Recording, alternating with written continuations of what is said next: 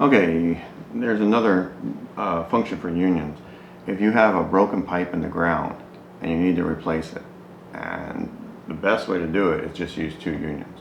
Okay, this way you can cut the pipe out, glue the unions in, and this way this piece here, if you take these apart, forgive me for using 2 different colored unions, but this would be what you have in the ground, right? After you glue these on, you would slide these back like this, slide this back over here. So essentially what you've now got is these 2 pieces, and the collars are just slid back like this.